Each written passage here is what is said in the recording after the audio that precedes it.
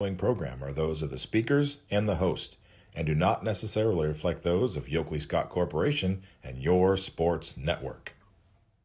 Yeah, I've been closer to Jesus before, so can you help me out? Oh, can you help me out? Am I on my own? Am I on my own? But can you help me out? Am I on my own? Am I on my own? Or can you help me out? Can you help me out? I've been scared to look in my soul.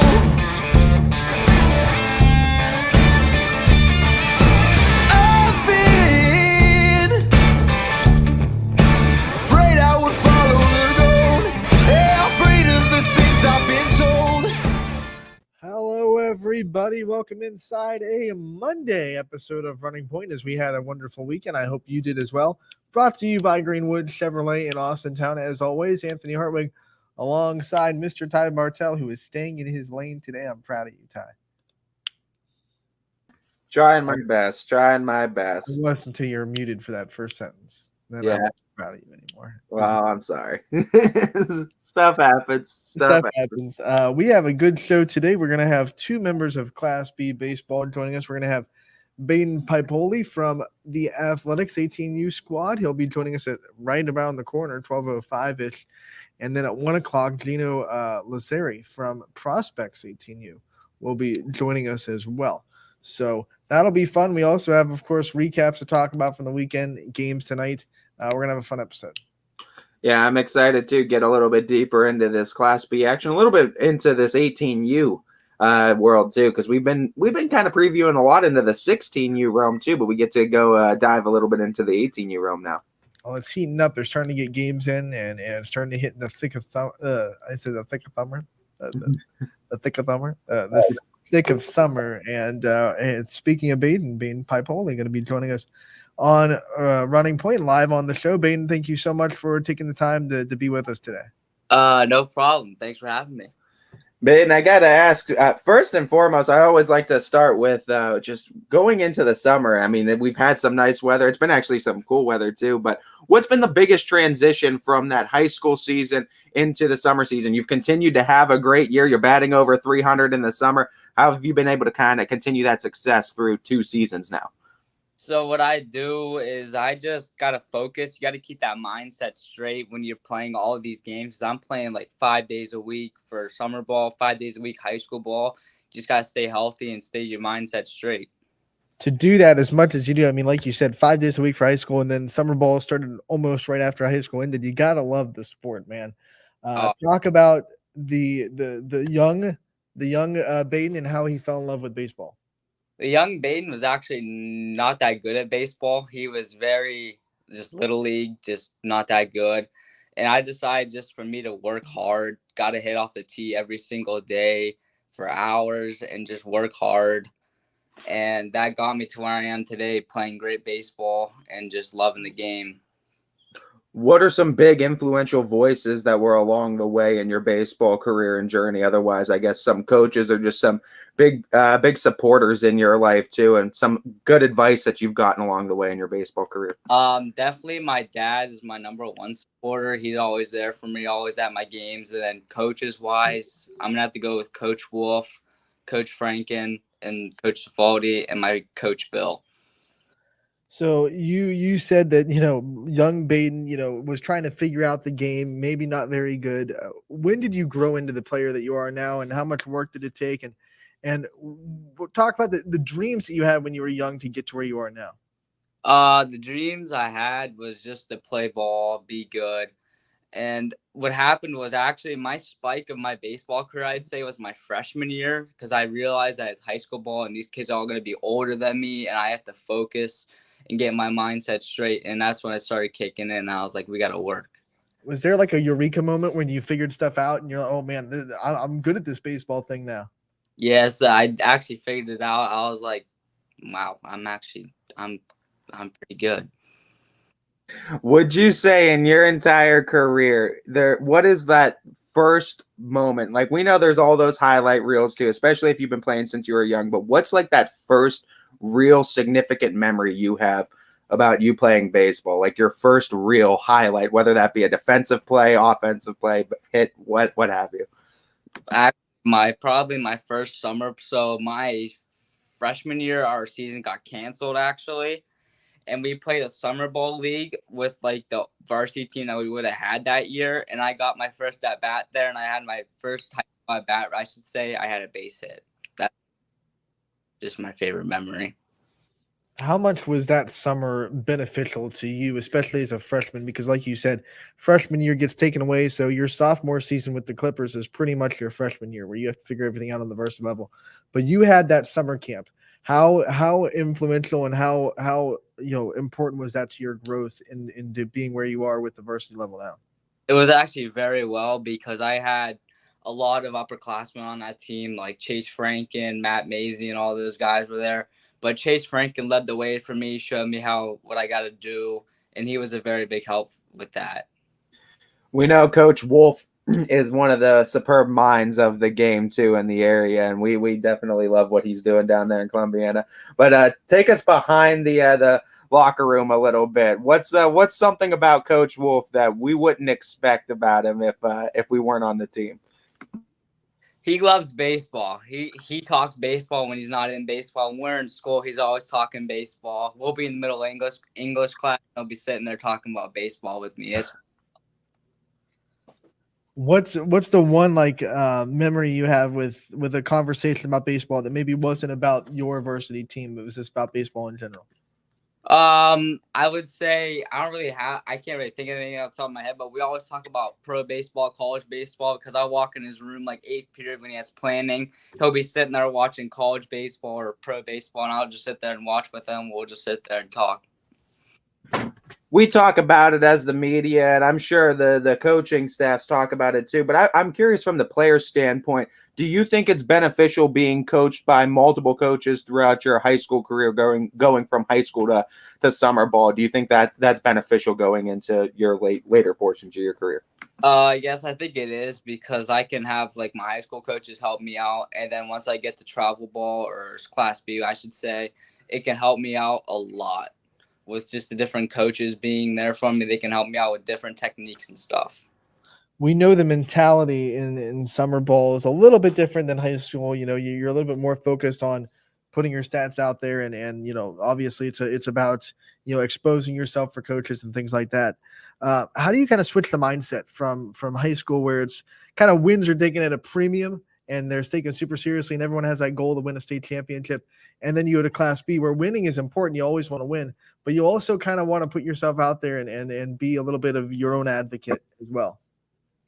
I'd say like I'm just trying to be me, play the best I can, get the best of me, so I can show that I am pretty good, and that I can get maybe the college scouts out there looking at me. But yeah. These teams kind of get formed on the fly too, and you kind of meet guys within that first week. Yeah. Sometimes. So when that happens, you kind of have to find your role with the team. What would you say the role you've grown accustomed to on this team this year is? For the athletics, I'd say that my role would be just be there for the guys. Like when they're down, just cheer them up. When they come in that dugout pretty mad or upset that they got out or something or did something bad, I just want to be the guy to be there to be like, you're good, man. You'll be all right.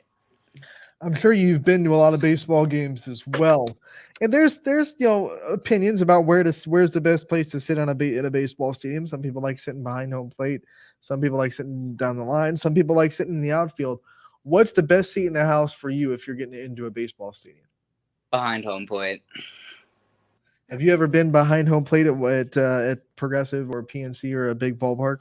No, I have not.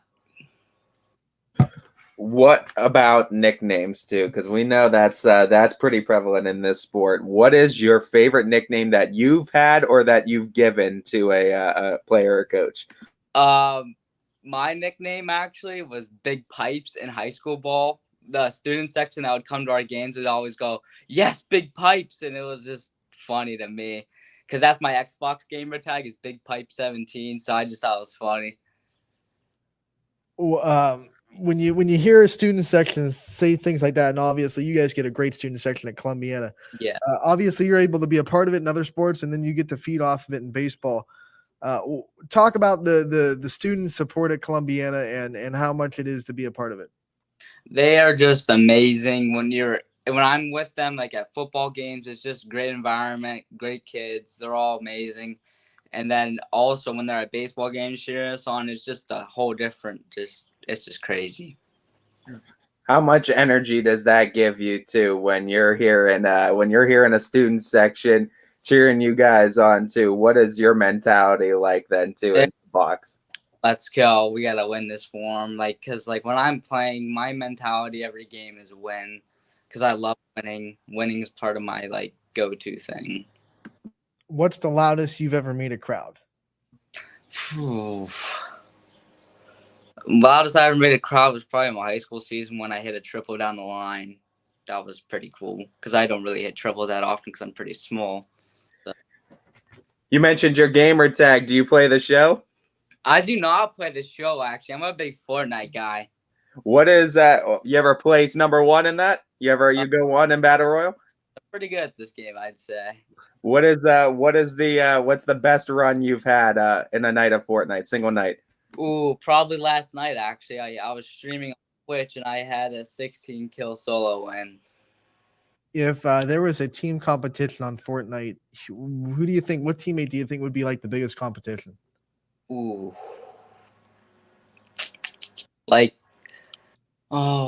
Probably, I don't know, actually. I do not know. Are you pretty confident that you're the best on either team, Athletics or Clippers? Yeah. What's some go-to strats? Obviously, you can't give away the book on the skill of Fortnite, right? But what's some go-to strats on getting place number 1 in these battle royals? Don't be scared to land at populated places. Just gotta go. You can't be scared. You said you stream on Twitch. What's the favorite thing about kind of putting yourself out there and being able to stream on Twitch and get a following and have people watch you play a video game? It's just because I like announcing, because what I do when I stream is I like to announce my gameplay, what I do and stuff and my strats. And I love doing that because I really like announcing. I'm really looking forward to that when I get older, maybe announcing and stuff, because that's what I like to do. And streaming kind of puts me in that situation. So, yeah. I'm just saying there's always a seat open for you at YSN after you're done in Columbiana. You want to stream. We're the Stream City, USA. Uh-huh. Would you say that baseball is your break from gaming or gaming is your break from baseball? Game is my break from baseball because when I'm playing baseball, I'm just focused there. But when I'm off the field, I'm playing Xbox or with my friends, just relaxing, getting that body ready for the next game. And yeah. Obviously, that Xbox is a great piece of technology, but oh yeah, what do you think is the best technological advance that has happened in your lifetime?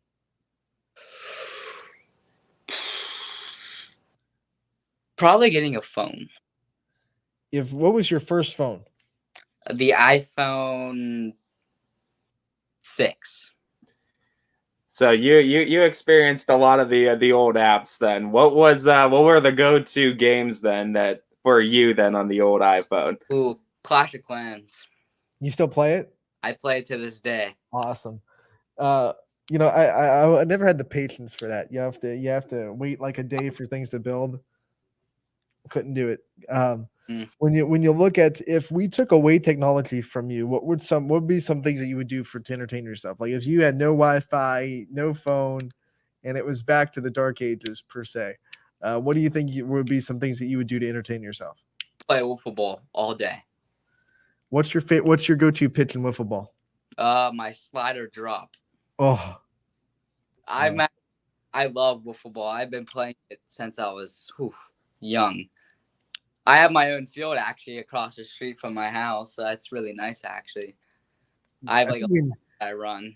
I think we need a YSN wiffle ball tournament. That'd be awesome.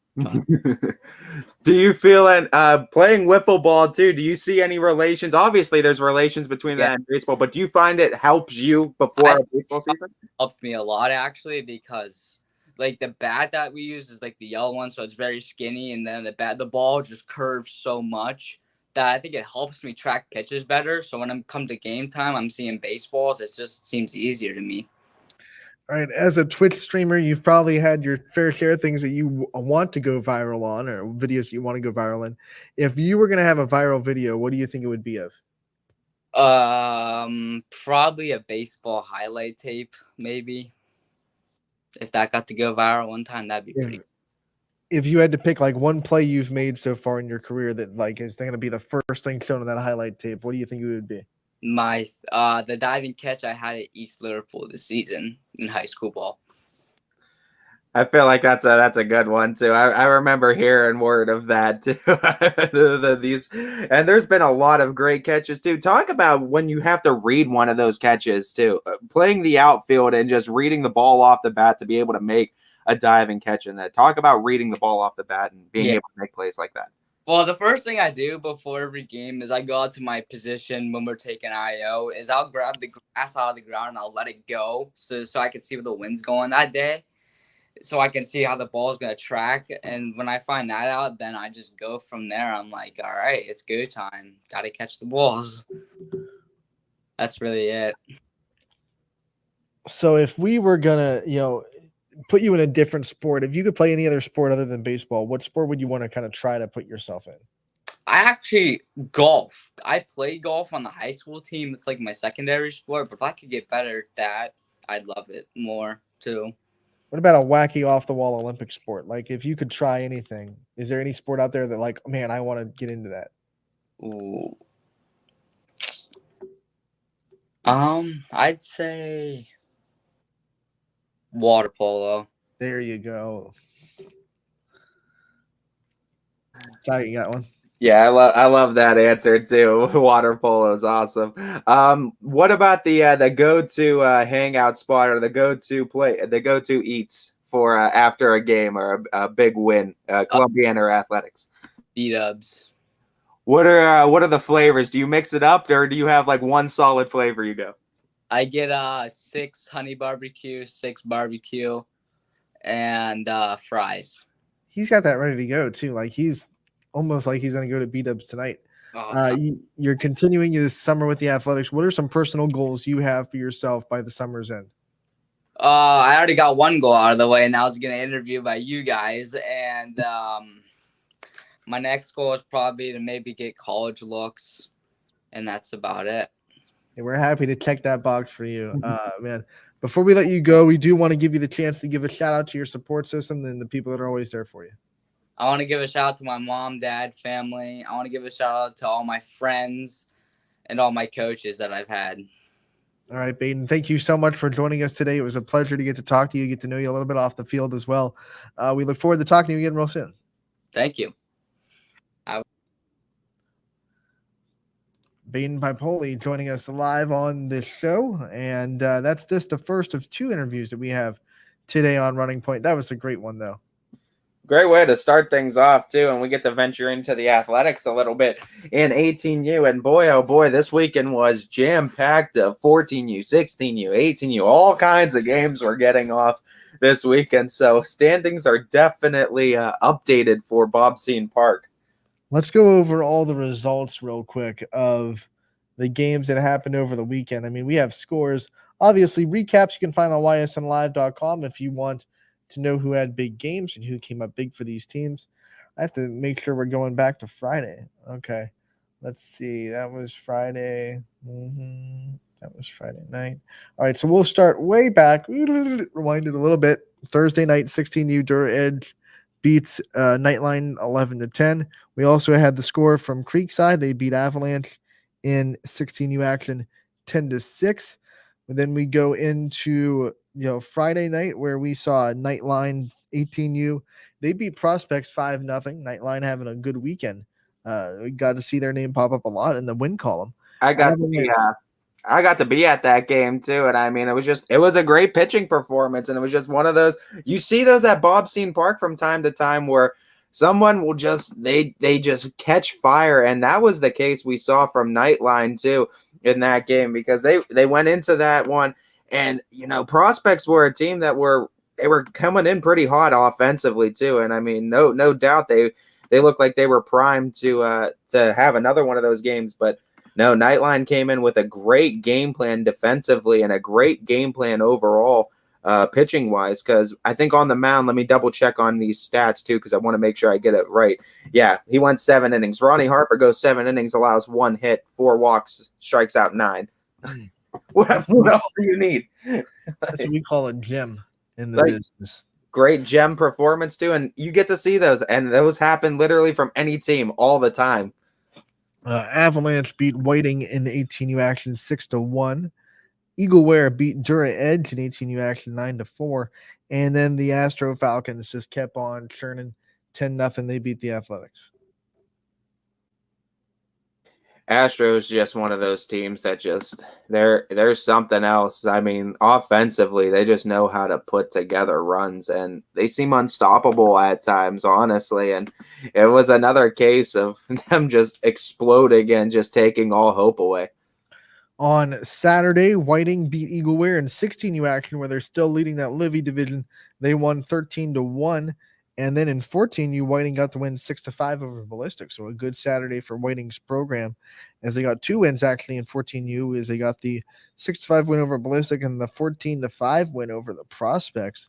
Staying in 14U, the Astro Falcons got the 15-2 win over A to Z Athletics as well on Saturday. Yeah, and that's another big win too. Astros tearing it up in 14U as well. And I mean, Whiting and Astro, it's been the kind of story for 14U and 16U right now. So it's going to be interesting to see how Whiting's going to continue rolling, pun intended very much, going into 18U as well for the coming years, because they have a lot of talent. You got that pun right in there. Also on Saturday in 18U action, Nightline got another win, 11-5 over Eagleware. A big, like I said, a big weekend for Nightline as they got that win. Back to 14U, A to Z bounced back, winning 13-6 over Prospects. In 18U action, Whiting beat Creekside 6-5. Big loss for Creekside. He's trying to keep pace in that 18U division. Yeah, and I mean, you look at Whiting, they've just kind of been able to throw a wrench into everybody's season in all games, it seems like, in all divisions.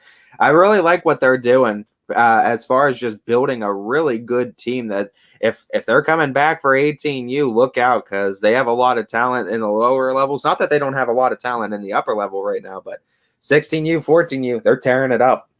And then we have, Creekside takes the loss in the game. The team they're looking up to, the Astro Falcons, they kind of struggle offensively a little bit against their Edge, but their pitching was on point. They get the 5-1 win. No harm done there for the Falcons. Also in 18U, Avalanche beat the Athletics 5-2.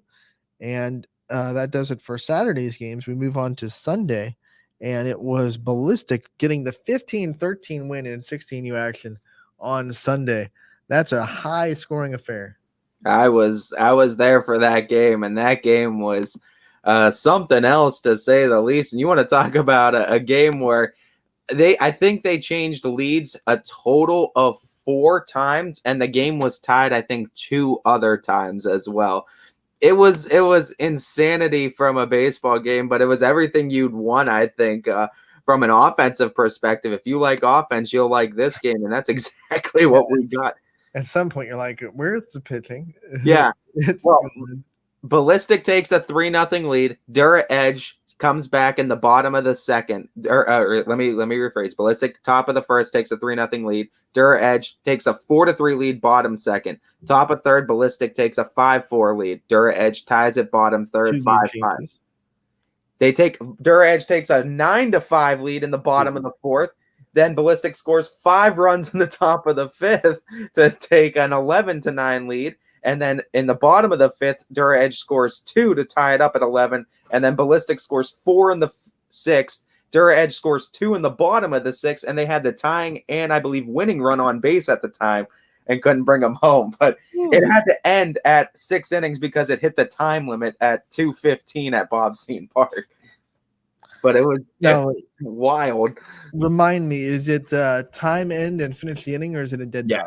So what happened was, and what kind of worked out, I guess, in the favor of Dura Edge at the time, they were able to tie the game up and there was 5 minutes left on the clock. But I guess it didn't favor Dura Edge, because if it ended 5 minutes later and it was the end of the inning, because it was bottom of the inning, if Dura Edge had tied it, they would have gone to a Texas shootout rather than play a whole nother inning. But there was 5 minutes until that 2:15 mark, so they had to start the top of the inning. Well, you'll have to excuse me. I'm not doing. Yeah, that's fine. What's the Texas shootout? So I believe that's where they started. I've never seen it, but I believe from what I heard from Red there, they start a runner at second base, and I think they do the usual. It says international tiebreaker. Okay. Yeah, it's like another word for international tiebreaker. I know what that is. I never heard it called Texas shootout.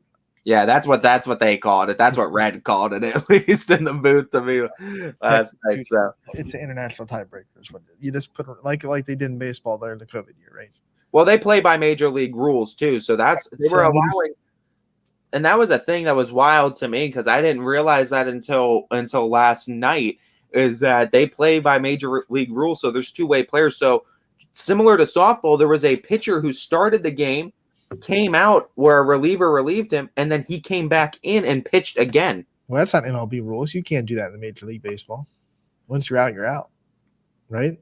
I don't know. That's what I was saying, because I don't think you can do that. And then he re-entered like 2 innings later as pitcher. Yeah. Once they take you out of the game. Now, the only way that'll work in Major League Baseball, I could be wrong, but is if you stay in the game, you just move positions. So like if somehow you brought your shortstop, if you brought your shortstop in the pitch and your pitcher went to shortstop, that'd be cool. You didn't leave the game; you come back to pitch. Well, that's what he did too. So that's fine.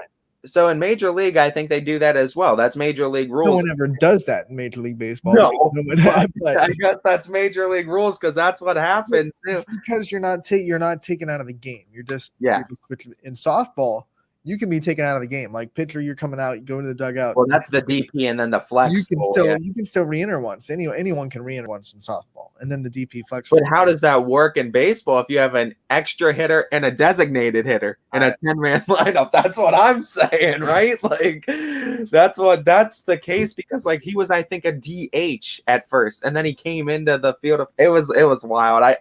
It would take too much to explain, but it was a moment where I was like, wow, I've never really seen that happen in baseball.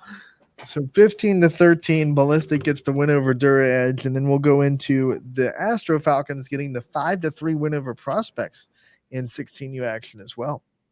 That's a nice win for the Astro Falcons too, because and you look at the week that all these other teams have. Astro, the good week they have got them some distance in that 16U Hernandez division, as I think they're up by at least 2 losses on all other teams, still maintaining a hold of that first place. Yeah, and then this next game, huge win, because Whiting took care of Creekside 8-2, and it was been Creekside biting at their ankles all season, trying to, keep pace with them in second place, and Whiting just took care of them 8-2. I was at this game as well, and I mean, to say the least, you just from the jump, Whiting had one really crooked inning, and it came in the second, I believe. In the top of the second, 6-run spot by Whiting, and they never looked back from that. They spotted 6 runs in the top of the second. Creekside put 1 on in the bottom of the 4th. Whiting came up with 2 more in the 5th, and Creekside got 1 in the bottom of the 7th. But really, you look at the pitching performance of Nathan Craig, who went 6 innings, gave up 2 hits, 1 run, which was unearned, 2 walks. So 2 walks, 2 hits given up, struck out 9 in that 6-inning performance. I mean, he's a pitcher that can rake too, because you look at his box score. He went 2 for 3 with a walk and an RBI as well. So went on base 3 times in this game. And how about this too for you, Ant? Every single batter in Whiting's order had a base hit. Every single one of them had at least 1. Nathan Craig and Aiden Linedecker each had 2. Everyone else had a hit on Whiting. It was an unbelievable performance. We'll stay on Sunday as Creekside 18U, got the win over Eagleware 5-2. Also in 18U, Astro Falcons, they demolished the Ballistic 15-5. Their offense gets right back to work. 16U, this is where the Astro Falcons got all they can handle from the Athletics, but in the end, it was the Falcons that came up on top 5-4. And that was unfortunate too, because Athletics could have come up with a big win inside of their division that could have started generating some momentum for them. But no, Astro put them away, and now it's just kind of a 2-horse race in that Hernandez division. But Astro's starting to get a little bit of a lead. It's a 2-horse race, and the Astro Falcons lead by a length at least. Yeah, at least, yeah, head to tail, at least a length. Yeah, for sure. You didn't know I could bring out some horse racing lingo, did you? No, I like it. I appreciate it. I am well schooled in the arts of sports and literature. That's a Monty Python reference for all you young guns out there, except I replaced science with sports. We'll take a break on that note, and when we come back, we'll have more. And then don't forget that we have Gino Lazzari from Prospects 18U coming on at 1 o'clock as well. So don't go anywhere. This is Running Point, brought to you by Greenwood Chevrolet in Austintown. 21 News delivers the news as it happens, using the latest technology from where it happens.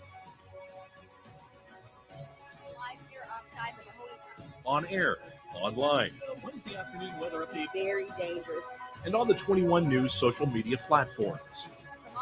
21 News, the Valley's only locally owned source for trusted news since 1953.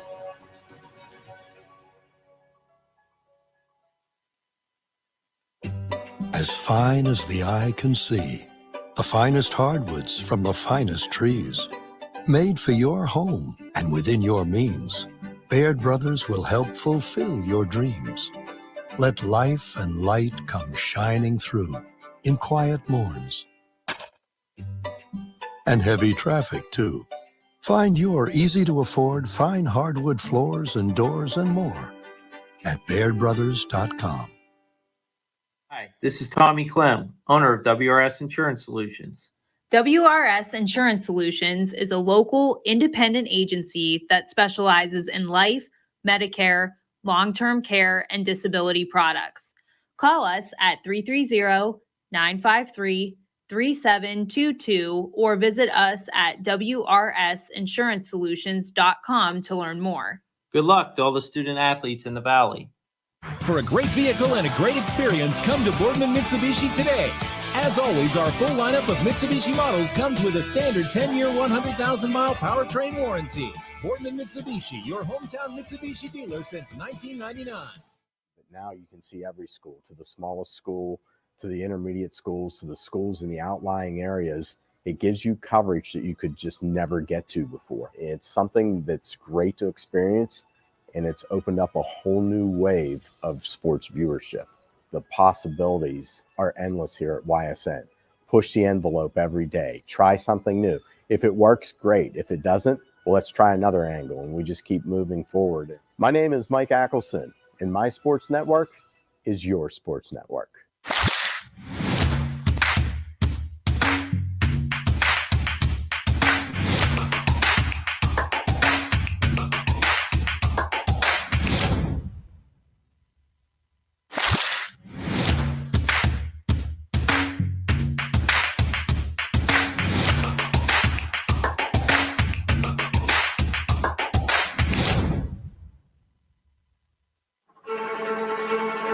Reliability,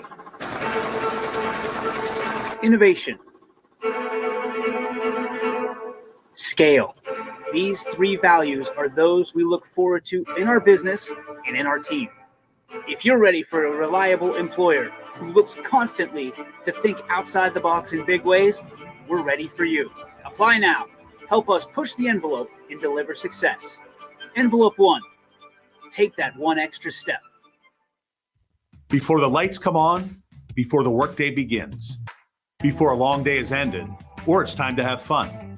It all starts with the people at Joe Dickey Electric. From replacing a light fixture in your home to building a substation for your business, no job is too big or too small. The people of Joe Dickey Electric power them all. Joe Dickey Electric, over 60 years of powering the Mahoning Valley. You're not waiting to see what the world has in store for you. It's more about what you have in store for the world. All you need is the opportunity. All you need are the resources of a large university and the advantages of a personalized academic setting. where you can experience new worlds in the arts and sciences, business, and education, and make them your own. We are where you shape your future. We are Youngstown State University, and proud. WRS Wealth Advisors, the area's premier wealth and retirement specialists, located on South Avenue in Boardman. Welcome back to Running Point on ysnlive.com, brought to you by Greenwood Chevrolet in Austintown. Anthony Hartwig, and I am joined as always by Ty Bartell. And Ty, we just went over the weekend recap, and now we have new things to stand on in the Class B standings. You want to start with the 18U and talk about where these teams are lining up? Yeah, and I mean, you gotta look no further than Astro continuing to roll in 18U.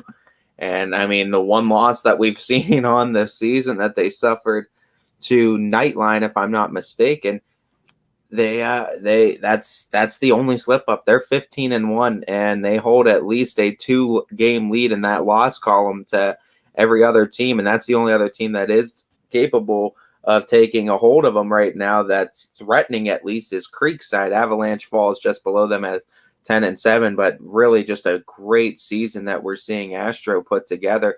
But that's the thing with the difference between 1 and 2. And I think you've mentioned this before, and the matchups that Astro has had with Creekside this year. Friday, June 3rd, 13-0 win for Astro against Creekside. Wednesday, June 15th, 10-0 win for Astro over Creekside.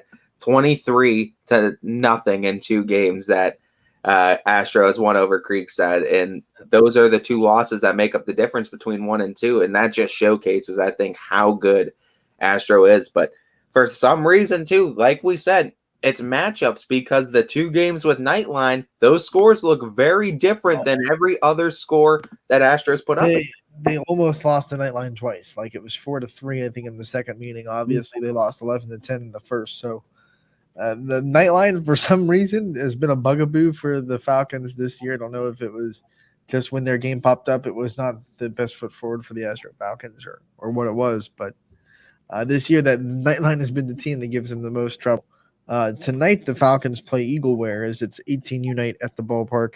All teams are in action. So out of these matchups, Ty, you have it's Astro Falcons are going to play Prospects tonight. Excuse me. Athletics plays Eagleware.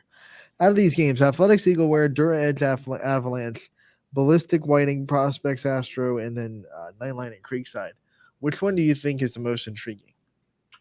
For me personally, and it might just be because I've gotten a chance to see a couple of these teams.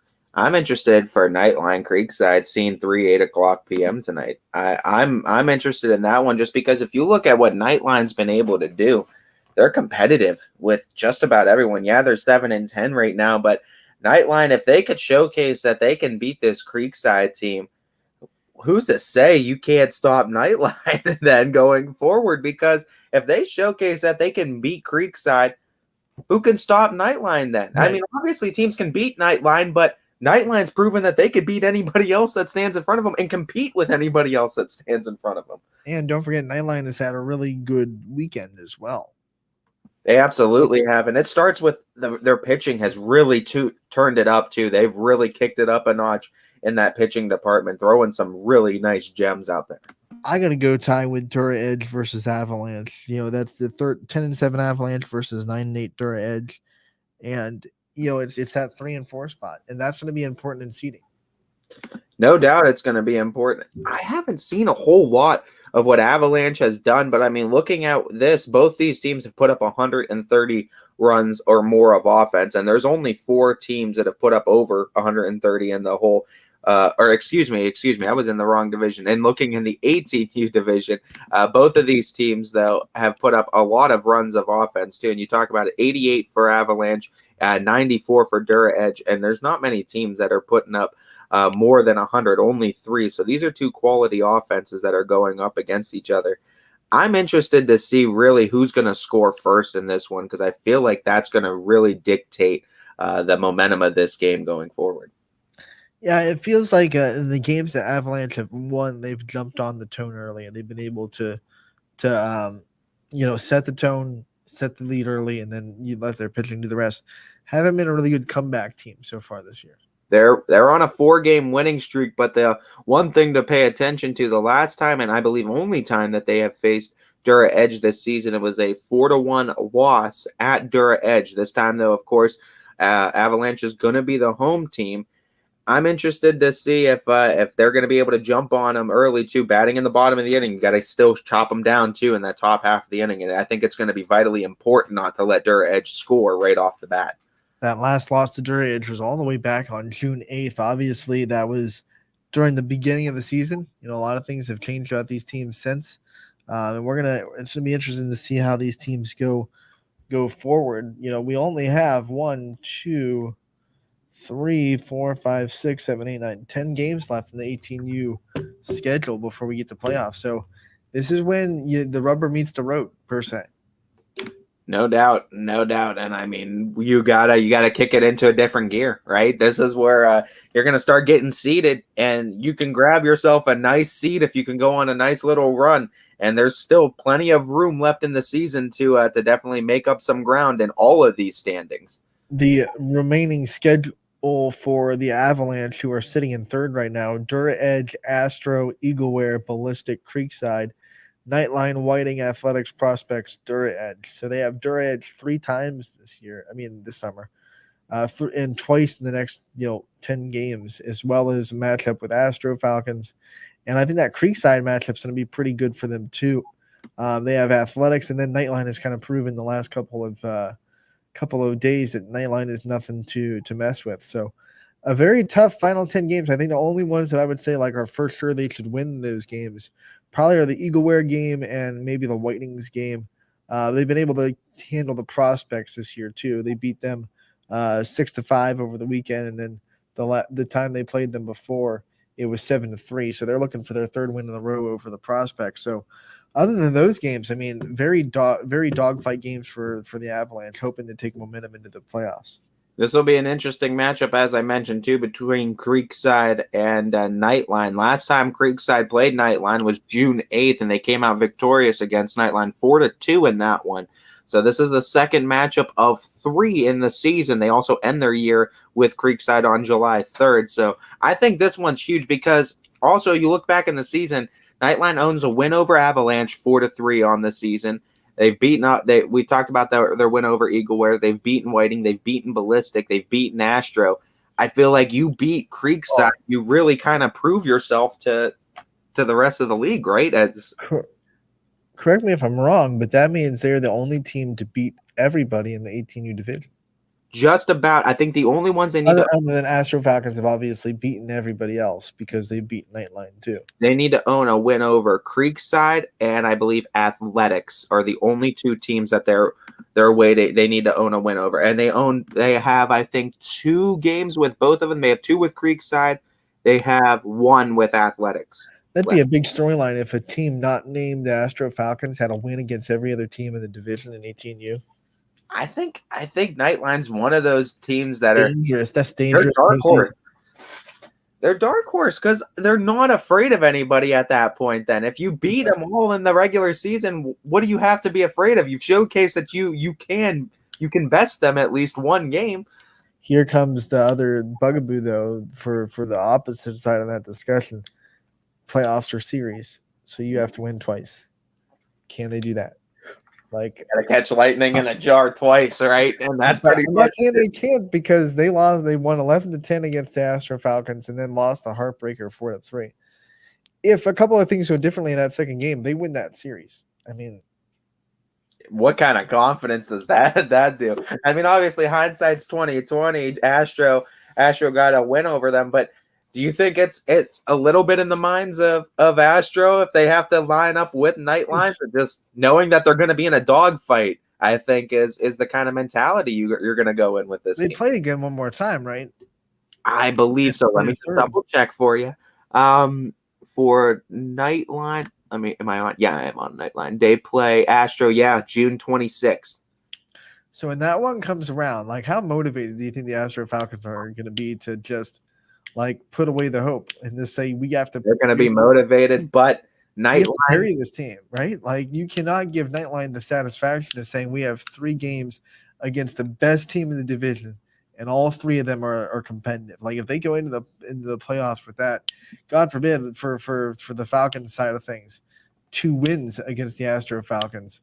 It's Sunday. It's a Sunday 7:30 game on Scene 1, and Nightline's the home team. So it's gonna be a dogfight, you can expect. But hey, we've said that before, and I think Astro gets a little upset that they just take it to their competition. He did that against Creekside. They're going to be pumped up. They want to put that kind of stamp on it too. They want to kind of erase all confidence or hope from any team going into this. But imagine the confidence and hope that Nightline has if they take the season series against that. Oh yeah, it'll go either way, because if the Falcons put Nightline away, and then let's say they win like something like 15-5 or something, like we've seen the Astro Falcons do plenty of times. Then it creeps in the back of the head to Nightline that, okay, those 2 games might have been a fluke. How are we going to compete with them in the playoffs? Yada, yada. But if this game gets competitive too, even if Nightline doesn't win, let's say they lose 5-4, they lose 4-3 or 4-2 or something like that, then all of a sudden Nightline starts to think, we got these guys. Like, we can beat these guys. It's almost worse to win another like close one or barely edge out Nightline. Right, like the Falcons need to bury Nightline if they want to keep them from being, very confident in the playoffs. Because I feel like both do the same thing, and I think you're right on that. Whether Nightline wins in any if Nightline buries them, then yeah, that's gonna be unheard of. If that happens, whoa. If Nightline wins, or if Nightline loses where Astro barely has to get out of it, or they barely get by, I feel like you're right, where the confidence for Nightline goes through the roof either way in that scenario, where you can just say you have them. We just have to make one adjustment, maybe get one hit to go our way, but we have these guys right here. We know we can stay competitive with them. And then what's the question? If we can beat Astro Falcons, who can't we beat? That's what also gives them confidence. You take down. It's obvious to say. I think at this point the biggest boulder on your way to winning the tournament. You take down that boulder. You're like Legend of Zelda when you get the hammer and you have to take down that boulder to get to the next part of the world. Like that's the boulder that you take out right there. When you say boulder, you think of Legend of Zelda. I think of Shrek when he's like, "Who would want to live in a place like that?" I know what you're talking about. That's a good point too. That's my home. I like that boulder. That is a nice boulder. I like that boulder. You want to get that boulder away from your road if you're Nightline or anyone in Class B that has to deal with the Astro Falcons. Let's go into 16U and look at the 2 divisions there. We'll start with the Livy division and see how it's breaking down. Obviously, we went over the fact that Whiting got a couple of big wins over the weekend. They're going to be able to stay in first place of this division. They have the lead over the Avalanche, and it's a 2-game lead. 12-1. Whiting sits 10-3. Avalanche sit. Creekside has dropped a little bit. They're sitting at 9-3. But losses wise, they're right on par with Avalanche. They just haven't played as many games. So that'll even itself out. How big were those wins now looking back at Whiting and beating Creekside the way that they did? I mean, you look at what Whiting's done now. They've created a I wouldn't say comfortable enough or sizable enough gap, but they've created a little bit of breathing room now in their division, being at least 2 games up in the loss column from both second place teams. Ballistic is 5-7, and then the Eagleware rounds out the lineup in the Livy division at 0-13. You look at Creekside, though. I think that not only did they lose to Whiting over the weekend, but they also dropped that 3rd game, which kind of hurt their stake in the standings. They would have been alone in second place, but they lose to Whiting, and then they also dropped that one not too long ago to the Athletics on the 5th. So you have the Athletics loss, Whiting loss, and then that loss to open the season in the first 3 games against the Avalanche. So they've lost to Avalanche, Athletics, and Whiting all this summer. And they really, I think the biggest thing too, Whiting wanted to avenge that loss. They lost to Creekside 3-1, first game of the season way back in May. And I think that was kind of looming over the heads of Whiting is that one loss, that's that one blemish that's been on their on their schedule, and they've rattled off now a total of 12 in a row since that loss. One chink in the armor. That's all it was. But that's all they have. So then you look at it and the remaining schedule for Creekside as they play Tuesday against Nightline. They have a doubleheader with Nightline and Ballistic. They play Tuesday, Thursday, Saturday, Sunday. It's a busy week for 16U as Creekside will have, 5 games between Tuesday and Sunday. The biggest one that can really control their destiny still in this Livery division is the Avalanche. Avalanche have 2 games left with Whiting, one on Tuesday, June 21st, and then their next one comes on Sunday, July 3rd. But both times, Whiting is going to be the home team. So you're going to have to deal with them batting in the bottom of the inning. And with that kind of offense, they're dangerous in 16U. But Avalanche is that team that can control it. Tuesday, June 21st, a.k.a. tomorrow. A.k.a. tomorrow. Also known as tomorrow. So, big game coming up in 16U. Yeah, and like I said, a busy week for 16U as they're trying to kind of cram some games in this week, as I think all the teams are in action Tuesday, Thursday, Saturday, Sunday this week. Love to see it. Love to see the ballpark just filled with games. And really, if you take it from tomorrow to the next Tuesday, and that's 6 games in 7 days. Huge. You love to see it. And then Creekside finishes with that Thursday game Saturday, and then a doubleheader on Sunday against Athletics and Eagleware. They have Astros one more time this Creekside as well. You're going to have to deal with pitching, right? Pitching depth is always going to become a question, but if you could come out of that part too looking good, you can really do some damage in those standings too. I know we talked about the Hernandez division a little bit earlier, but let's just go and update everyone on the standings right now. It's the Astro Falcons with the 9-4 record leading, and then they are trailed by Dura Edge at 7-6. The Athletics are 4-9. So are the Prospects. Nightline rounds up the standings at 4-9. So the 3, 4, and 5 teams are all tied. So it'll be interesting to see how those 3 teams separate themselves because seeding is important. So can they kind of who's going to separate themselves from the pack? Someone's got to in these last couple weeks of the Class B regular season. And Dura Edge is kicking themselves for that loss to Ballistic too, because that's kind of one that they wanted to have back, and it would have been a big win because that loss now gave Astro a little bit more ground. They only had that one loss separating them, and Dura Edge had a chance to really get back into this one. Now they have to do a little bit of work and kind of hope that Astro slips up somewhere as well in 16U, because I believe looking at 16U, I want to just double check the rest of Astro's schedule going forward and in the 16U and how many games they're going to have left with Dura Edge. But I think they have played Dura Edge at least once. They did, and they beat them 4-2 on June 18th, so this past Saturday. But that was the only time, actually. So 2 matchups still, and they're both at Dura Edge, one starting tomorrow and then one the following Tuesday. Both one on Scene 3 tomorrow and then Scene 1 next Tuesday. But at Dura Edge, that's the other team, kind of like what we talked about, Avalanche and the other one. You could kind of control your own destiny.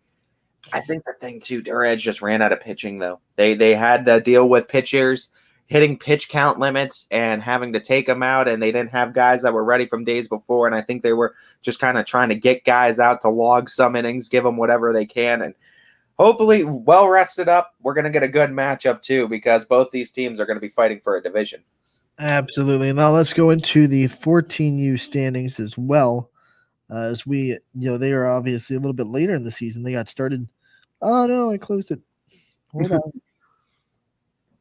Hold on. All I know is Whiting is still rolling even in 14U too, but Astro is hot on their tail for sure coming into this week of the standings. Sorry about that momentary lapse of judgment. As you said, Whiting roll off 16-1. Astro Falcons right behind them at 15-3. Solid season so far for the Ballistic Baseball 14U team as they are 13-5. We have Avalanche at 10-6, And then we creep into a little bit under 500 as Creekside is 7-11. The Athletics are 6-11. We have Eagleware sitting at 5-13.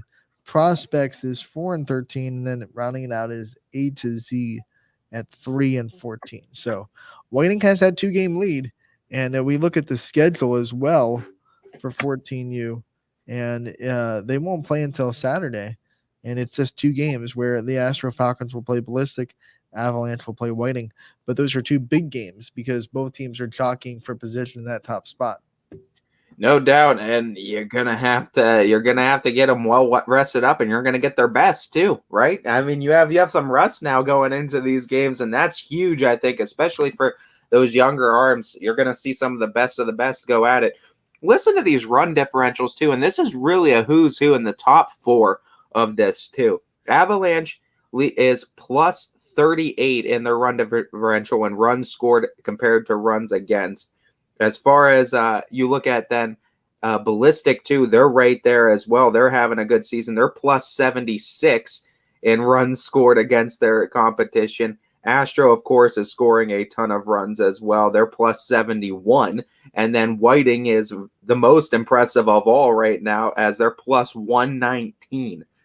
But these are some explosive offenses, and that's some significant differential between the competition they're facing, and that's what we're seeing from those top 4 teams in 14U. And look, like I said, 2 games on Saturday, and Whiting is playing Avalanche, and that's the 1 versus the 4, but all 4 teams in the top 4 have double-digit wins, so it's going to be interesting to see how those teams kind of match up with each other, because even the Astro Falcons against Ballistic, that's going to be 15-3 Astro Falcons against 13-5 Ballistic. So not a lot separating those 2 teams.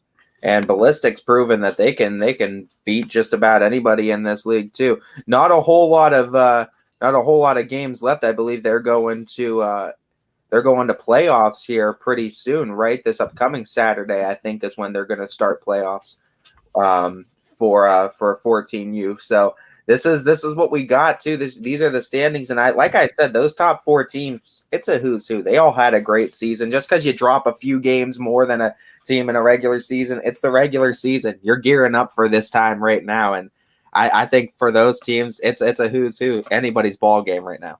We're going to be gearing up for Gino Laseri from Prospects coming out at 1:00. Before we get to him, let's take another break on the day, as this is Running Point, brought to you by Greenwood Chevrolet in Austintown. Jimmy Sutton here, Director of Isle, Purple Cat, and Golden String. We are happy to support YSN and 2 of my favorite people, Scotty Mincher and Super Dave O'Malley. We are an agency that provides services for adults with disabilities. We infuse humor, passion, and joy into their lives. If you know of any folks with disabilities that need our assistance, please contact us.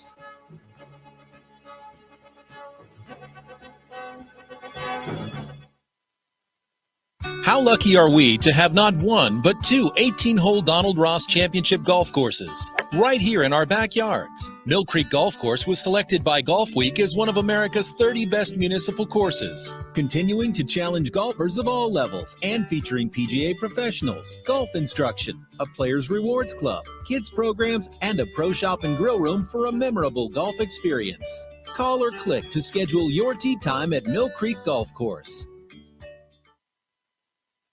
At Greenwood Chevrolet, we offer a worry-free experience for all our customers. From sales to financing and even service, We'll help build your perfect vehicle and lock in your trade value while your vehicle is being built. No worries. We guarantee financing, regardless of your situation or credit history. No worries. And when your vehicle needs service, our award-winning team will get you back on the road. No worries. That's what going the extra mile means. Only at Greenwood Chevrolet.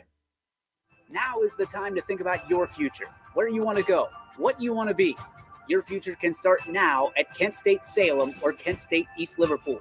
We have programs that will open doors and provide opportunities for you to pursue your passion. We are affordable. We are close. You call it hometown. We call it Kent State University. Learn more at www.kent.edu/Columbiana. You belong here. Why choose local? Because you live here. here, learn here, relax here, and celebrate here. 21 WFMJ is our family's only locally owned TV station, and our focus is local. Other TV stations don't have that same focus, as their owners are somewhere else. But 21 WFMJ is rooted in the Valley. Local people making decisions that affect your life, right here where you live. When looking for home design inspiration, don't just be inspired, be Baird inspired. Whether new or remodeling, Baird Brothers has the latest trends like shiplap to refresh your home. Go from inspiration to installation with our wide selection of in-stock American hardwoods. From the rustic charm of antique oak to the warmth of traditional cherry, Baird Brothers has what you need to make your home inspiring. Baird Brothers, our family's heritage, your family's home. Hi, I'm Colin Chupa. And I'm Kelsey Clem from K-Squared Marketing. Our boutique marketing firm specializes in media planning and buying, public relations, event marketing strategies, and strategic sponsorships. We can integrate our services with your existing game plan, or we can be your entire marketing team. Your goals, our game plan. Let's win together. Call K-Squared Marketing at 330-623-2730 or visit ksquared.marketing to learn more. Change. This one word can make you break out in a cold sweat. But with change comes wisdom, experience, and understanding. At Myers Family Insurance, we can help make changes in Medicare, insurance, and retirement a positive experience for you and your family. We've gone through changes, like our new office and new faces to help our family of clients too. For all your Medicare needs, call Myers Family Insurance. Check us out online at myersfamilyins.com or find us on Facebook. It's a new year at Acura of Boardman and Boardman Mitsubishi with huge savings on over 350 fully inspected vehicles. We have cars, trucks, SUVs, minivans, and work vehicles. If we don't have it, our team will find it. We aim for 100% credit approval with payments as low as $99 per month. And as always, we'll pay top dollar for your trade. For a great vehicle and a great experience, come see why everyone is stopping by at Acura of Boardman and Boardman Mitsubishi. You're not waiting to see what the world has in store for you. It's more about what you have in store for the world. All you need is the opportunity. All you need are the resources of a large university and the advantages of a personalized academic setting, where you can experience new worlds in the arts and sciences, business, and education, and make them your own. We are where you shape your future.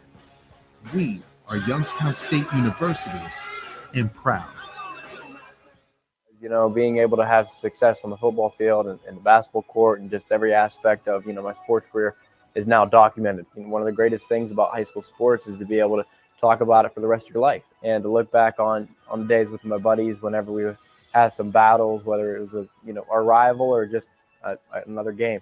And I could go back and look at it and, not only myself, but my family members, my teammates, and it's something that will last a lifetime. My name is Parker Sherry, and my sports network is your sports network. It's storm season. I think we're under the gun for some heavy storms over the next couple of hours. And Storm Tracker 21 is ready. This is probably the one we're keeping a closer eye on. On air. And locally, we're going to have a lot of eyes on our area. Online. All right, let's talk high-risk futurecast and the timing of this weather. On social media and on our app. Notice we'll have scattered showers on Thursday. Stay ready with Storm Tracker 21. The severe weather threat now through around sunset this evening.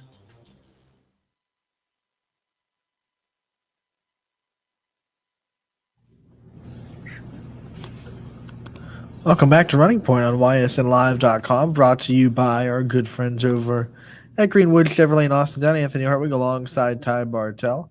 And we are going to be joined by another Class B athlete as we are going to bring in Gino Lasseri from the Prospects 18U team. Gino, thank you so much for taking the time to join us today. Thank you for having me. I want to first talk about just the successful season you're having right now. Batting 370, you're batting second highest in the prospects order with a bunch of hits too. 10 hits already in the season with 11 RBIs. What's been the key to your success too, and your success in key situations, being able to bring in so many runs already early on in the year? Just always like staying focused, never letting the moment get too big. Always think going up there and just doing a job, trying to get a run in for my team, not trying to do too much. You can't have that kind of success without confidence. Where does your confidence come from, and how do you keep it up during the long baseball season? Well, baseball is a hard game. You can barrel a ball up and get out 10 times in a row and then hit a little bloop and it's a base hit. So just always thinking, I always convince myself I get out that that happened for a reason. It's just part of the game. I never get too down. Even if I play a worse game, the next game I can have the best game. So that's my mentality through. In your entire baseball career, what is a moment you were most humbled by the sport? Most humbled actually would probably be recent. Went down to Cincinnati and played in a tournament. Saw some big time arms, high velocity fastballs with some sweet benders, and didn't light it up like I wish I could, but I feel like if I went down there and played those pitchers again now, I've already seen it once, so I could hit it now. So that's the negative side, but obviously you bounce back from that. So back to the first question and staying confident. I mean, you come off of that weekend and you probably have to, reset your mind and try to get it back to right. I mean, how did you go from that and stay up and stay even and stay positive through it? Well, as soon as I got home from Cincinnati, I called my hitting coach right away, told him what I was feeling with my swing. I video everything. Sent him my videos. I was like, what could I fix? What was wrong? And I got right back to work, went to the cages about 4 times before I went to scene. And I just made sure everything was right, make sure everything was back in order. Was there a specific time in your career where you started becoming more aware of, I guess, the game, your swing, and all of the fine points and the analytics aspect of the game? Or would you say you always had that kind of mindset about it when you started? I would say I've always had that mindset. High baseball IQ is something I take pride in. I always know the situations, and I like staying focused every pitch for 7 hard-nosed innings. What would you say is the biggest form of adversity that you've had to face in your career, and how did you get past it? Well, I was down in the dumps for a little bit because freshman year, my high school baseball season got taken away due to COVID, and my sophomore season got taken away due to a knee injury. So I felt hopeless and couldn't play two years of baseball, and I kind of got down. But after that knee injury, I said I can sit here and complain about it, or I can make the best of it. And I made the best of it. Performed in the weight room and in the cages, and made myself a way better player than I ever was before. So it felt terrible, but my knee injury was a blessing in disguise, and it really made me the person I am right now. A quick follow-up to that, because baseball players that struggle with the injuries and have to be away from the game for that long kind of also tend to struggle with trying to find an identity outside of baseball. Were you able to do that, and were you able to kind of find things outside of baseball that made you who you are and made you kind of realize that your life, as much as you love the sport, isn't wrapped around baseball? Of course. I surround myself with a great group of people, very supportive people, and I was able to find things. I was able to get away from baseball. Even with coming back, doing baseball 7 days a week, I was able to come home to my parents and talk about just anything, life, school. I had great people around me to always keep me uplifted and kept me going. Going into junior year after missing the last 2 seasons, was there any nerves going into that season, and what was the feeling like after you got your first hit? I got to imagine confidence as an athlete too. You got to pick up the sport again after 2 years, real game time too. There had to be a little bit of nerves. Really, no nerves. Nerves isn't what I would call it. I was chomping at the bit to get out there, and I could still describe to you that my very first at bat, very first pitch I saw, I knew I would go. I told everyone on my team, I said, I'm swinging at the first pitch. I'm getting it out. First pitch, it was a fastball up and away, and I hit one out dead center, and then it was all back. I had nothing to lose. I was just out there letting it fly.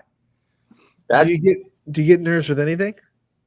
I like to describe it as excitement. I love challenging situations. I like playing against the best guys under the lights with the big crowds, high energy. I love all that. I would say get a little nervous before the game, maybe warming up, but as soon as I step out on that field and it's ready to go, all the nerves are gone and I'm just locked in. How much work went into your return for junior season, and when you saw that ball clear the fence, did it all come to fruition that it all paid off?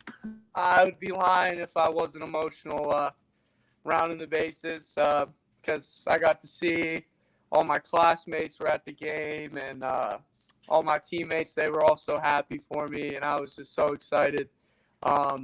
It was just a really an unreal feeling that not a lot of people get to feel coming back and just seeing that ball clear the fence. It was a no-doubter. It made me feel so awesome. And you got to have that experience, like you said, with your teammates. What was it like to have that celebration with them, have them have your back throughout that whole experience, and then to get to have that moment with them? It's just an unreal feeling. That's why you play sports. Those are the feelings you get, the little things, rounding third base and seeing my head coach. He was smiling ear to ear for me. He gave me a big high five. Got in the dugout. Assistant coach gave me a hug. It was an emotional time, but that's why you play. I mean, talk about an emotional time, and obviously those 2 years too, where you're not playing, the one because of COVID, the other one because of injury. I'm sure you're like you said, chomping at the bit. Who were some emotional pillars that you were leaning on to and were helping you through that time? Because I'm sure it was difficult for you wanting to be out on the sport, but you can't be out there yet. Well, I gotta go. Number one, my parents, my mom and dad are my biggest supporters. They're my biggest fans. They helped me through everything. My hitting coach, Jim Devine, he right when I was able to start swinging again, he sat me down and he goes, Gino, you can sit here, you can complain, you can woe is me, but that's not going to get you anywhere. This could be a blessing in disguise. You got to get right back to work, and if you want this, I'll do anything in my power to help you. And lastly, my strength and conditioning coach, Mike Phillips. He's a great guy. I worked out with him 6 days a week. I'd show up 5 a.m. before school, and he was just there, bright energy. You would think he was up for 10 hours at that point. Never a low moment with him. Always just talk to him about anything about life, and he'll uplift you, give you a great speech whenever you need one, and he really kept me going and made me where I am today. Let's shift to this prospects team, and obviously it's a team that you get to spend the summer with. A lot of guys that you had to kind of meet on the fly. These teams are kind of put together on the fly as well. What's it like to gel with these guys and to meet new people and to be able to kind of expose yourself to different players from different walks of life? Oh, that's the love of baseball right there. We got like 17, 18 guys on the roster, all from different schools. But if you see, you put a camera in that dugout, you would think we've known each other our whole lives. Obviously, it's a lot of local guys. I've played a lot of them in high school or, in Little League growing up. But it's just a great experience. There's kids that I've never seen before, but you would think that we've known each other forever. Talk about those kids too, and these young kids that are looking at the 18U division and just with wide eyes going to the nights at Bobseen Park too. What is some advice in all the adversity that you've been through with the sport, but still finding success? What is some advice you would offer to some younger players in the sport that want to grow up to be just like Gino Lazzari? Just keep your head down. Keep your head down and keep going. Baseball's hard. Baseball is probably the hardest game there is mentally because, you can do something perfect. You can have a perfect swing on a baseball and you can get out. You're facing big-time arms. They're going to get you out. They're good players. But you can't get down on yourself. It's always next man up. What can I do now? can't do anything about anything in the past. So you just got to keep going. We know prospects have a very good coaching staff from 18U down. What I want to know is, obviously coaching is a little bit different in Class B than it is in high school. So how much have you taken from your coaching staff with the prospects, and how is it different getting coached by them than getting coached by your high school coach? I would say the biggest difference is on our prospect team in high school, you got 18 guys that were probably all their best players on their high school team. So coaches at Ysn, they got to control some egos sometimes. Some guys that might have been the top dog on their high school team might be batting in the 6-hole. But that's just how it works. And Coach Britt does a great job of keeping everyone locked in, not letting anyone's egos take control. And they do a great job of just keeping our team glued together. To kind of flip that now, do you find yourself having more success in high school after participating in Class B and summer ball seasons? Well, this year was my first high school season, so I've played high school ball and now summer ball, but there's definitely a big difference. So you didn't have the summer ball. Excuse me, because I thought you had your summer ball season too. So you missed your entire summer ball season too with that injury sophomore year. Yes. So you missed everything. Wow. So you came back junior year too. So entire sophomore year. I thought you had summer ball experience. That's wild too. Picked up a bad junior year and having all this success. Going into that too, mentally, you talked about not being nervous though, but how do you go from not playing baseball for 2 years to getting back into live game action junior year and finding all that kind of success too? How much work did you put into that? It was a whole lot of work, but one thing that really kept me going is my hitting coach, Jim Devine. He sat me down and he said, the ball doesn't know how old you are. The ball doesn't know what you had for breakfast, how bad of a day you're having, what's been going on that week, what's going on with your friends, your girlfriend, or anything like that. The ball just does what it does. It doesn't care. So you got to play. You got to go hard for 7 innings, every pitch, be locked in. It's a lot of work, but like I said, the ball doesn't know how old you are, what you're going through. I want to get to know you a little bit off the field too. Obviously, you had to get to know yourself off the field in those 2 years that you weren't able to play. What is one car that you have, or that not that you have, but that if you could afford, that you would buy in a heartbeat? I'm not a big car guy. I would probably say a nice big 4-door Ford truck, to be honest. I'm not a big car guy. Let's go with like anything that's super expensive that you could afford. What's one thing on your, like, if I had all the money in the world, I'd buy it wish list? I'd buy me a nice big yacht, nice big boat. So you like being on the water. It doesn't it doesn't give you the belly turns. You like the fish. Okay, so what's the biggest fish you've caught? I caught I think it was a 5.2 pound largemouth bass. Oh wait, yeah, I caught a 5-foot shark on my vacation. Caught a shark.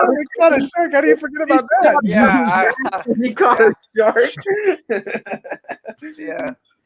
So fishing has always been like a passion. I'm sure it's a family thing that you like to do with your buddies and your families. Yeah, of course. It's a great time out on the water. What's the best fishing spot for you guys? Well, I love deep sea fishing out in the ocean whenever we go on vacation or anything. But just the best spots are the spot no one knows about. You can go climb through 40 thorn bushes and find a pond in the middle of the wood. That's where you catch the best fish. You got to sacrifice for that fish. Do you eat what you catch? Never. I like to catch fish. I always put them back. I don't like eating fish. So you're not a seafood guy? Not a seafood guy at all. What's the one place that you haven't been able to fish yet that you would love to?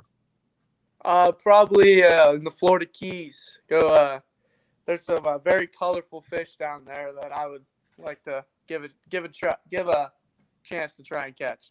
We know Captain Ahab had his white whale. What's your white whale as far as fishing? Like, what's that one fish that you would spend your whole life trying to catch? A Goliath grouper.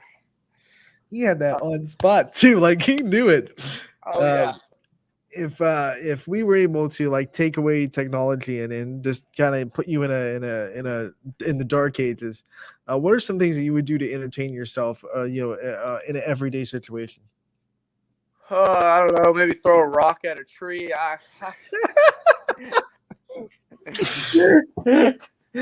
He'd be finding ways to get like a strike zone in there. Yeah, something like that. Oh man. I imagine that with an answer like that, you have to have childhood baseball memories that bring you back. What are some childhood baseball memories that you have? I remember this like it was yesterday. When I was 10 years old, we just threw a random all rec league kids together to go play in the Cal Ripken State tournament. Just one last hurrah for the summer. Rounded off, we went down there, and little we know, we're in the state championship game. And I've never hit a home run at this point in my life. We were down, I think it was 7-2 in the top of the sixth. And I led off the inning with my first home run ever. It brought it to 7-3. And then I got to the dugout and started screaming, "It's not over," because we were playing a team that definitely outmatched us. And so it's 7-3, and we battled all the way back, win at 8-7, came back in the top of the sixth. And then in the bottom of the sixth, we got out of a bases-loaded jam and won the state championship. And then we proceeded to win the state championship 3 years in a row, 10, 11, and 12. And have you ever pitched in your baseball career? I do. I dabble in pitching. I pitch for my high school team. I like to call myself a tenor. If we're up 10 or down 10, that's when you'll see me out there. What's your go-to pitch? I like to see how hard I can throw, so I would say my fastball. Just getting the heater out there. Yeah, hit this. Yeah. You talked about the beginning memories too. What about what's the dream after high school? Well, I would love to get an opportunity to play at the college level, and then obviously the dream would be in the league one day. But I'm focused on college right now. Do you have a kind of career that you'd want to go into as far as your studies in college? I change it every week. I think what is it this week? Right now, it's sports science. I want to be a physical therapist. We'll bring you on in a week, and we'll see where it's at. All righty. Obviously, you're going to keep options open too with college offers, but would you prefer to stay close to home, or would you prefer to venture out beyond your home? If I could go play the best baseball 30 hours away, or if the best baseball is 30 minutes away, I'm gonna go play with best baseball. Do you have a college team that you root for? I kind of changed. I just root for good games. I would say I'm predominantly a Notre Dame fan, especially for football. I'm a Notre Dame football fan. Who's your favorite professional athlete of all time? Ooh, professional athlete of all time. I would have to say Ronald Acuna Jr. What about the team you root for the most? You said Notre Dame football for college, but if there was one team professional, it can even be your high school team, like one of the high school sports. What is one team that you really, you are a diehard fan of? I'm a diehard fan of the New York Yankees. Oh no. Let's go. Yeah. Looking at the history too, do you have a favorite Yankee? Yeah, my great uncle Tony Lazzari. Okay, well that's understandable. There you go. I mean, and you can't say oh no. There's connections and ties. Yeah, let's go. Oh man, that's a great family connection. I'm sure you have a lot of stories with that. What's the best ballpark you've ever been to watch a game? I don't think there's a bad seat in PNC Park. No, there is not. Is that on the top of your ballpark wish list of places you'd want to play? Oh, of course. That's close to home. Get the family there. That'd be a cool one. So if I said like Yankee Stadium or PNC, you have to pick one to play in. Which one are you playing in? I gotta play in Yankee Stadium. There's no way you could shoot that down, right? It's got the short porch. I can use the homers there. Right field. That's a little league field you're playing on. I'd like that. Oh man, it was great to talk to you. Before we let you go, I do want to give you a chance to kind of give the shout out to the people that support you and the people that are always there for you. I'd just like to shout out my high school baseball team, all my classmates, and definitely my mom and dad. They're my biggest supporters and help me through everything. Gino, we love talking to you. We are covering you for the rest of the summer at Class B, and we'll talk to you again real soon. Thank you for having me. You got it, bud. Gino Laseri from Prospects 18U joining us. We've had we had 2 ringer interviews today. I'll tell you that much. They were awesome too. They were awesome, and getting into a little bit of 2 teams in the 18U for the first time, I believe, as well. So that was really nice to talk with him too. And hey, only a junior, and he battled all the way back. I think some looks will definitely come his way senior year for some college stats. I mean, he's putting up an impressive season yet again in Scene Park. In my experience, coaches like those underdog stories of people that came through adversity, because whether it be an injury, slumps, whatever it may be, you're going to face adversity in college baseball. Like, it's going to happen. You're going to have a time when you're like down. So the fact that you can come back from that is a grade A achievement in the eyes of college coaches. And mental toughness as well. How mentally tough you have to be to constantly work at it, and sometimes feel like you see no improvement day to day. Pick up a bat and hit a dinger. Yeah, and then picks up a bat, hits a dinger, his first at bat back. Like, that's the game paying you back. And like that, they say too with sports, it will give you everything that you put into it and more. And I mean, that's a perfect example of it. But another thing that I think you have to realize is it doesn't always. Like, there's no script in sports. You can't just go up and do a game and say, I'm supposed to win this game because I went through a lot and I worked hard. And winning doesn't care that you worked hard. Like, winning is not loyal. No. You could work the hardest and not win. And there's this big motivational speech that I love. It's on TikTok, YouTube, it's all on that. But the whole premise is like, winning is not loyal. Winning does not owe you anything, and you could work the hardest and not win. So why do we chase winning? Well, it's because if you don't chase winning, the only thing that is guaranteed in life is losing. So we chase that win. But winning is not guaranteed. It doesn't know that you're supposed to win. It doesn't know that you've been through a lot, and you're not always going to win when you work the hardest. No, and I mean that when you talk about working hard and the kind of work you put into it, that's more personal success. But personal success we've seen in multiple sports, unless it's a single competitor sport, personal success in team sports doesn't really care how successful you are at a sport. You got to be a good team to win, and that goes for all team sports too. And there's perfect examples of it in all cases as well.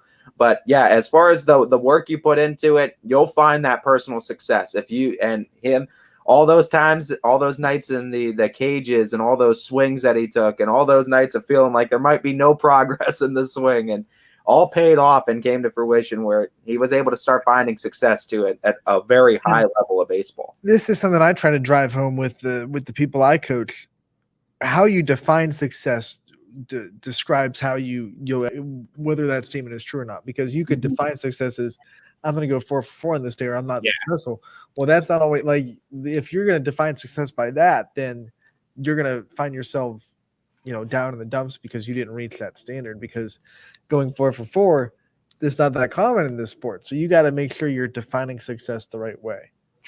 Draw that line and adjust accordingly too, to where your lines are for your goals. And I mean, for him, his goal was probably like, I just want to get back to playing varsity baseball and just prove that I could still compete at a varsity level, whether that be in whatever role I need to be in. I just want to prove that I could still do this at a varsity level. And he's done all that and then some. Every weekend we tell our players to, before our first game on Friday or Saturday, set yourself obtainable but push worthy goals for the weekend. And then we have them exchange that goal with another teammate. So that teammate, is their job is to push and encourage you to reach those goals throughout the weekend. So you gotta make it goals that are obtainable, but goals that also will push you. You're not gonna write, I will get 1 hit this weekend. Like, that's not gonna push you.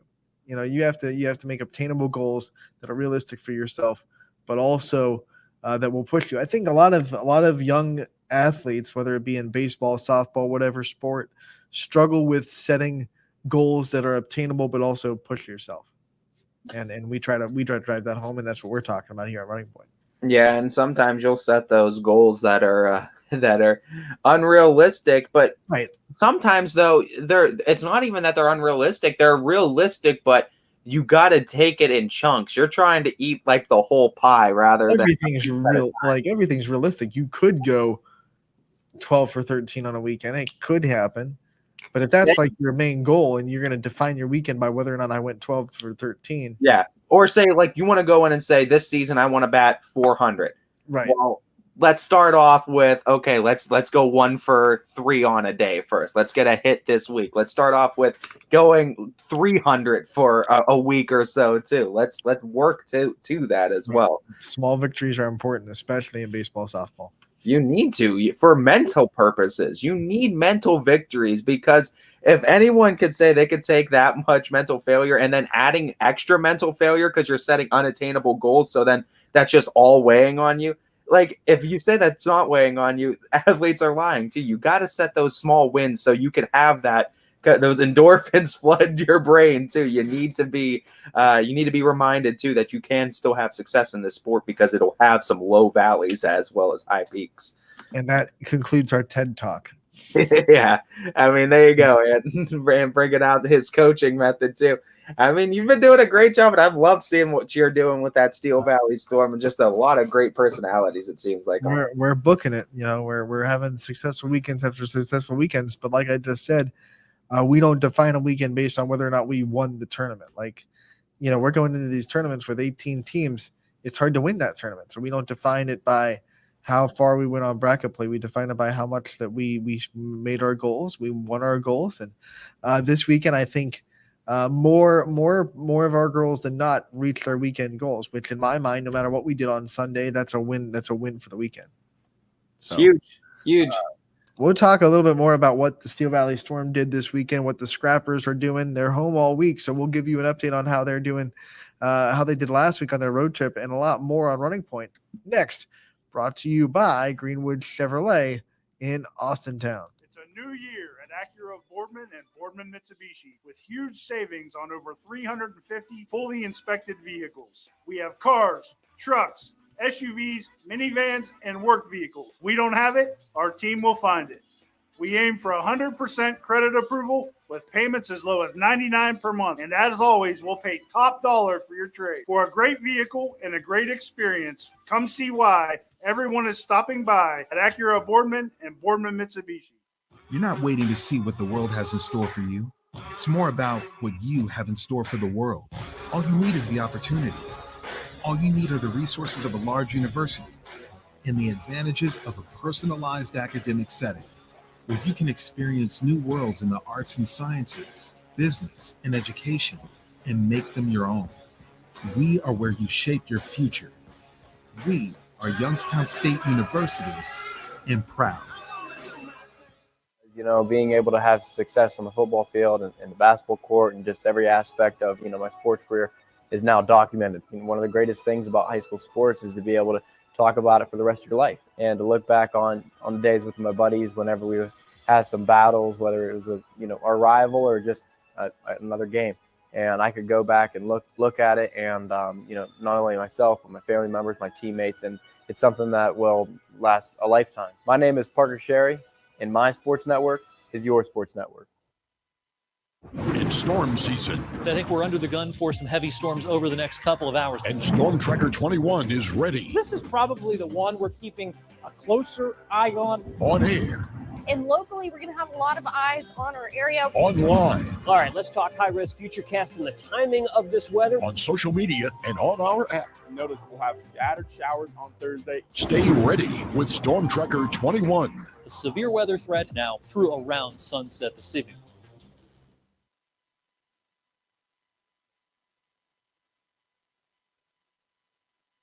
Every customer has a story, and at Greenwood Chevrolet, we are committed to making sure it ends with you in the right vehicle. I get to be part of somebody's adventure, whether it's buying a car for the first time, helping them get approved, or finding the perfect car for their budget. I'm proud that people trust me with their finances. They trust me to take care of them, and they trust me with their story. I'm Tracy, and I'm ready to go the extra mile for you only at Greenwood Chevrolet.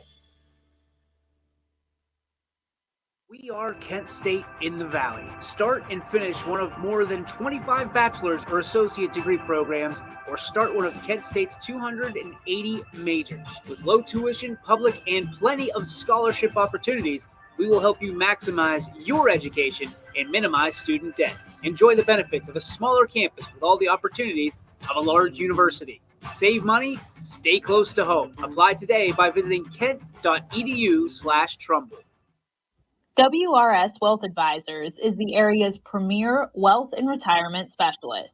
With our combined 70 years experience, WRS Wealth Advisors is the area's premier wealth and retirement specialist.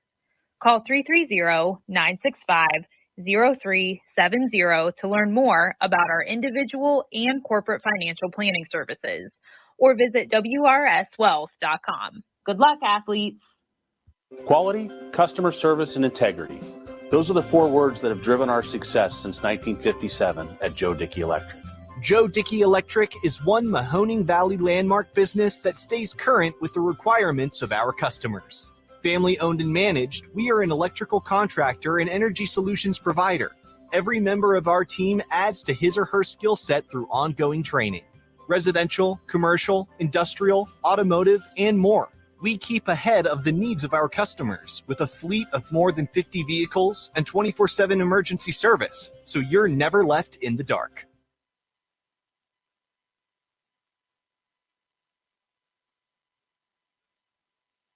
Welcome back to Running Point on ysnlive.com, brought to you by our good friends over at Greenwood Chevrolet in Austintown. Anthony Hartwig alongside Ty Martell and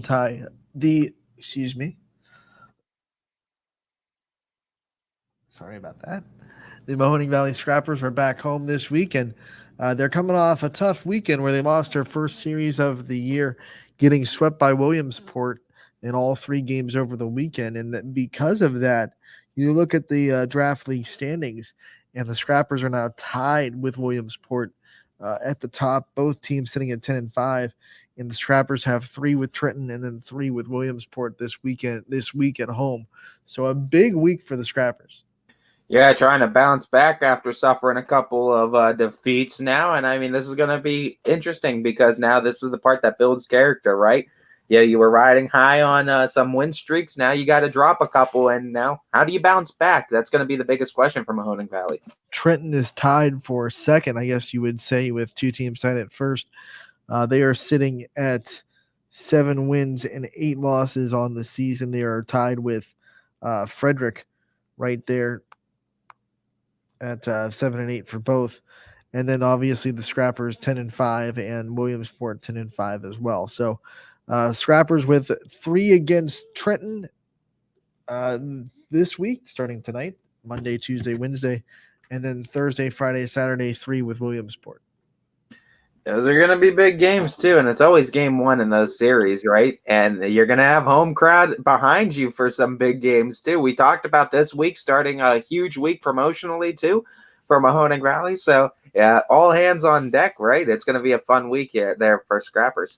All right, just bear with me because as you can see, the print on this is itty bitty. So I'm going to try to see what the promotions are for tonight. I think it's Wellness Night tonight at the Ballpark for the Scrappers. Tomorrow looks like it's the College Fair and the Kent State University Trumbull and Trumbull campus. So they'll be there tomorrow night, and then we'll have Pokemon Night on the 23rd, and then we'll also have Developmental Disabilities Awareness Night on the 24th, which is all this week. Get out there and support, right? And if you can't, you know where you can find it, right? It's going to be right here. Right here with Richie Giuliano. And Richie's been doing a great job, too, getting interviews with not only Homer Bush, but also just various Scrappers players as well, too. So we get to get a deep dive into this team as well as just get to know from the manager standpoint as well. So I really like what Richie's been doing over there, doing great work. And I mean, hey, Scrappers have been successful, but they're going to be looking to be bouncing back this week. 7:05 tonight between Williamsport and the Scrappers as they'll do battle. You can get tickets at MahoningValleyScrappers.com. As always, And then also on Friday, don't forget, we're going to be giving away tickets to 4 of the home games of your choice. So make sure you utilize that as well on Friday with a trivia question. Yeah, you get 4 free tickets to the Scrappers. Take advantage of it, folks. We're going to be giving them away here. Not too many things in life are free, but these are. So all you have to do is get on the social media accounts and answer our trivia question on Friday. Don't miss that a little bit later on in the week. We're excited for it too, but I mean that's we're talking Friday though. We still got a whole week of baseball, and there's a whole week of games going on that you guys can get out there and support this week too. So make sure you get out there and catch some games, especially if the weather's going to be up. We've been dodging rain long enough, folks. So utilize the weather and the temperature wisely. We'll go over the Steel Valley Storm results real quick over the weekend. They went 2-2. Which is 2 wins in pool play, and then they had the first round loss in the bracket play. They were able to beat Ohio Blast 4-0 to open up bracket play on Friday, and then they lost to the Ohio Tornadoes to end their Friday. That game was 6-4. They bounced back on Saturday. They ended pool play with a 9-1 victory over Fire Fast Pitch. Christina Montgomery, who is a member of that Austintown Fitch softball team, she hit a grand slam, her second of the season against Fire Fast Pitch, as the Storm rocked to a 9-1 victory. Came back at 8 a.m. on Sunday, and they lost to a tough Lady Land Sharks team 4-2. One of those games where we were telling them they did their job. They put the ball in play. Sometimes you're just not going to find holes in the defense. And that Lady Land Sharks team was really good defensively, didn't let too much get by them. Their infield was sharp, and we put the ball in play, didn't strike out at all. And when you don't strike out, usually you win. But on that particular day, couldn't find any holes in the defense. Yeah, and that happens when you play the level of competition that you're gonna see in these kind of leagues too, right? It'll like we said too with Gino, you could get humbled in this sport very very quickly too. You see an electric arm one day that just has the better of you, and it's like, wow, I can't find any way to make contact. But then in the same way too, it'll happen to the pitchers as well, where if some reason you just cannot sneak any pitches by a certain bat, there seems to be no holes in a zone, and they could just seem to make contact with everything. But that Coach Ward has to be really happy with what he's got coming up. And Christina Montgomery hitting .469 on the season so far. She's got those 2 home runs that are both grand slams, and then 3 home runs total and 24 RBI on the summer so far. I'm surprised that Coach Ward isn't like getting all the lowdowns from you. Like, let's get the swing analysis for this too. We need to add some bats. We're going to be losing a couple of senior bats too in this lineup. We're going to need to get some new bats in there. I'm expecting the lowdown coming in, but hey, Coach, we're going to get her fine-tuned by the end of the summer. She'll be ready for you. You will get a chance to see one of those senior bats, though, at an upcoming All-Star game that we have to talk about. I think you'll be able to see a couple of those Falcons in that All-Star game. You'll be able to see them and just a couple other seniors, too, from around the area getting to don the uni one last time. Once again, we are continuing to confirm baseball All-Stars. You continue to see them pop up on our social. And the same will happen for the softball players. As we get closer to the game, we'll be able to announce who all is going to be in that All-Star game. We have a lot of confirmations. We're excited about the teams we're putting together. We're going to have the coaches draft this week, as well as Coach Steve Ward and the coach from Mohawk both going to be coaching in this game. So we're going to have the coaches draft, and we're also going to be announcing players as the week goes on of who's going to be in this game. We did have 2 baseball announcements over the weekend, as Zachary Erb from Mooney is going to be representing the Cardinals. It's part of the All-Star game. And then we'll have Mark Bunch. He has confirmed that he will be a member of this All-Star roster as well from Mineral Ridge. And that's a kid that's thrown 2 consecutive no-hitters. I think the only pitcher in the Ysn family to do that. Every single bat that has to face him just went, damn it. He's going to be pitching 42 times in a row. Yeah, like, oh my God. Back. We got to deal with this guy now. This is a bunch of, you know. Fit it right in there. There you go. This is a bunch of, fill in that sentence with whatever expletive you want to fill in with it. No, that should be fun. I'm excited. We're literally in the week of right now, folks. It's rapidly approaching. That All-Star game for baseball on Saturday, June 25th at Scene Park, 7 o'clock. We've had some questions about what time the first pitch is. We are aiming for a 7 o'clock first pitch, and the ceremonies and the announcement of the rosters a little bit before that. But we are aiming for a 7 o'clock first pitch. But we are telling people 7-ish because you never know how things will go and how how quick the announcements will go. 7-ish, but it should be kicked off around 7. Same for softball. We're aiming for a 7 o'clock first pitch. But I would say it's safe to go with 7-ish. Ty just lights turned off. That was the night that the lights went out in Georgia. I think Ty's gone. I think the power just went out at Ty's house. He's completely black. I can see the little glare. He's gone. He gone. We'll continue this episode of Running Point talking about the games that we have on the schedule for today. We'll look at our games at a glance, and Quinn Puchkar always doing a great job putting our schedule together. For today, Monday, June 20th, we have 4 Scene Park games, one game uncovered, but we have 4 on the network. Matt Mayer is going to be on Scene 1 for a doubleheader, as he'll be in business at 5:30 and 8. And then on Scene 3, Bob Zaney will have the call for a doubleheader at 5:30 and 8. There is one game on Scene 2 that will not be on the network, but is happening. And then Ty, he'll be doing the Austintown Little League Home Run Derby. I know he's excited about that as they get ready to head into districts. But before they do, Little League Baseball Home Run Derby at 5:30. That'll be on the network as well. And then, as always, the Mahoning Valley Scrappers will be playing on the network tonight as they have a home game against Trenton. And we talked about how important this week is for the Scrappers as they try to keep first place. They are right now tied with Williamsport in first place of the draft league. And we'll look at the scoreboard for tonight. Williamsport is playing West Virginia, who is sitting at 5-10. So all odds are that Williamsport, can get the win in that series. So this series against Trenton for the Scrappers of the utmost importance for the Scrappers to be able to maintain their spot in the top spot in the draft league. Look at the Storm Tracker 21 app to see what the weather looks like tonight for anyone that wants to go out and enjoy baseball. We have drizzles right now. There is a chance of rain at 4 and 5, small chance, 60% at 4, 30% at 5, and the rest of the night, cloudy but dry. So we'll see if we can dodge the raindrops. Should be. Oh my gosh, there's Ty. Power off. I'm back though. You need to get yourself a better power supply. It's not me. It's literally not even me. It's now we got a pop from DJ. Well, I figure when the lights go out, I try to help Anthony out. Pay your damn bill, Ty. I wish that was the issue too. I don't even know what it is. Hang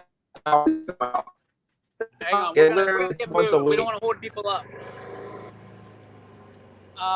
So we're here at the AJGA Junior Amateur Classic, and believe it or not, I'm the amateur, and I'm here with. Introduce yourself. I'm Eliana. It's Eliana. She's from Canada and one of the top players in the entire world.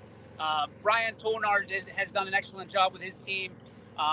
This is being sponsored by the Mercy Health Foundation, and it is such a great opportunity for young golfers that are in the AJGA to really explore Youngstown, and it's being held at Mill Creek Metro Parks golf course, and she is just teaching us so much about the game of golf and how bad myself and Quinn and Richie are at the game of golf. She's truly putting us on our place.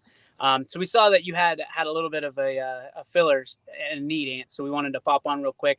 She's amazing. If you don't know, all right, how can people reach you and follow you? Okay, on Instagram, I'm the 416 Golf Girls. I share it with my sister. So.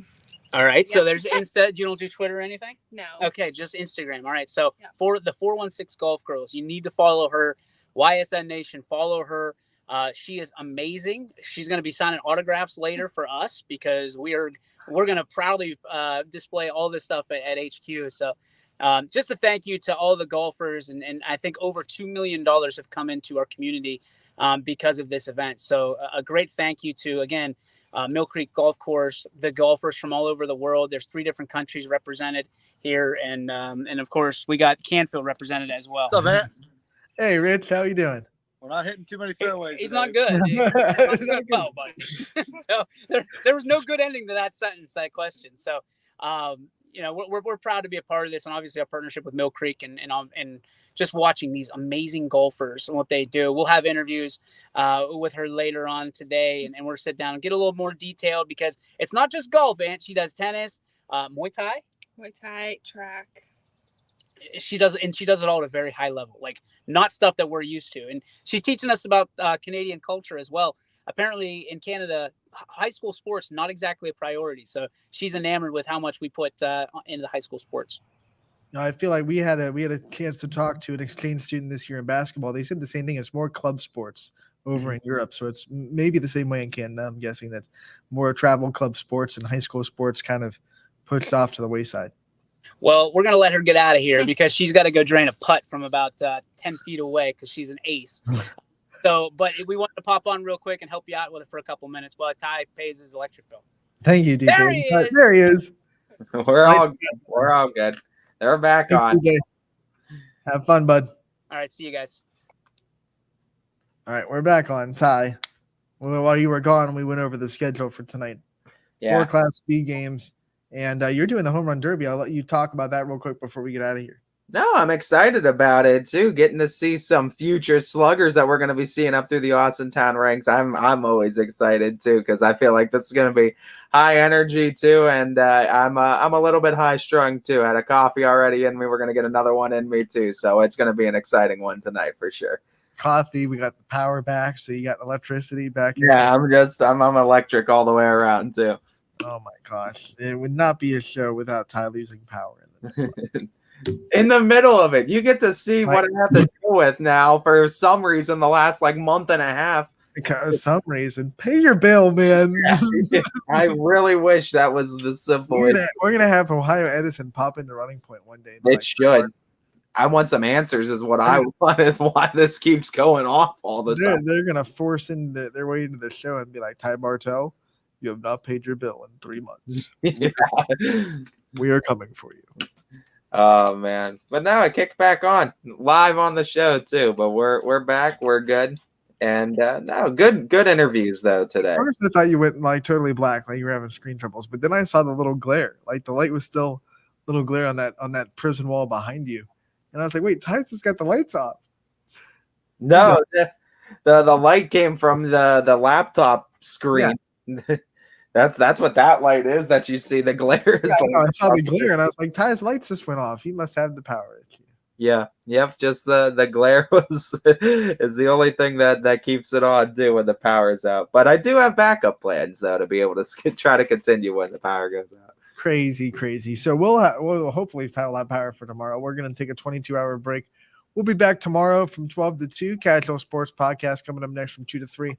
Gonna take a wild guess and say Power Hour from Mill Creek Park at 3 to 4, and they'll have interviews from the golfer that you saw, and also all the other golfers there at the AGA that they're down there with. So we'll have all of that and more games on tonight from Class B and Scene Park. 4 games on the network, the Home Run Derby and the Mahoning Valley Scrappers all coming at you for free. Make sure to go over to YSNlive.com/live to find your favorite game tonight and try to dodge those raindrops. Might be a little bit of late rain every now and then. Yeah, dodge some rain out there, folks. You're not going to be in a nice fancy press box anymore. No. I feel the dreams you might be. Yeah, I might be. Oh. It'll be interesting. It'll be interesting. Either way, I'm excited for it. Well, look, real quick, because we have time on who's going to be on the show tomorrow. I do want to promote it. We are going to have Anthony Miller from 18U Class B. As far as the Astro Falcons go, we're going to have him on. You got a guest as well, and then we're going to have Joey Fazone from Avalanche 18U. Remind me again, because you got him confirmed right before the show. So remind me who you got for tomorrow. It's actually going to be for Wednesday's show. We got Rafael Bonifay and we got Olindo Pizzone from Prospects 18U both coming on. All right, so Wednesday.